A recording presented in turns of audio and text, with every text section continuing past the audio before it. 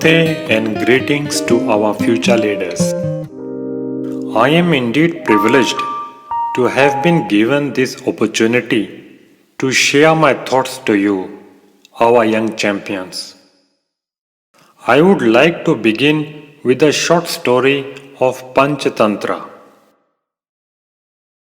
One day, a crow saw a hunter under the banyan tree and warned the pigeons not to fly from there. The pigeon king considered himself as more intelligent and disregarded Crow's warning. As a result, the pigeon king, together with all other pigeons, were trapped by the net spread under the tree. Individually, they attempted to escape from the trap, however, failed. With the team spirit, the pigeon king asked all the pigeons to fly their wings together. Consequently, with the collective effort, they flew high and very high. They reached a valley of the mountain where their friend Mouse was living. A mouse called his group and freed the pigeons by chewing up the net. So, what do we understand from this fable? Group spirit and action are more robust than individual attempt. In my opinion, attaining a rank or position does not make you a true leader, but on the contrary, understanding everyone's needs and at the same time achieving a designated goal is what a true leader aspires to be. A true leader is collegial. A true leader integrates everyone's abilities and skills. A true leader fits in. A true leader emphasizes with colleagues. A true leader aspires others and not commands.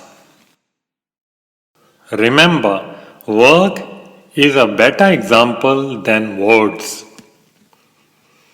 A true leader is someone who cares and not controls. The more you expand as your services are required, the more responsibilities you will have to endure. I believe in equality. A society with lesser hierarchies will be more efficient and productive in terms of reducing red tapes, functional delays, and providing good governance. We all are equally capable and we all can contribute in our unique ways.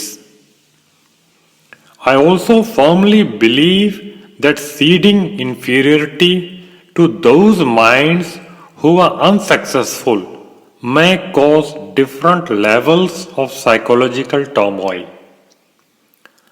Without understanding the people around you, and getting a rank can eventuate into more problems than solutions.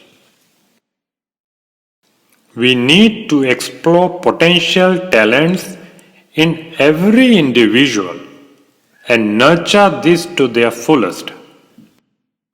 Not just success, but failures are also important in our lives as they give us more solutions, different ways to look at things and make us emotionally healthier.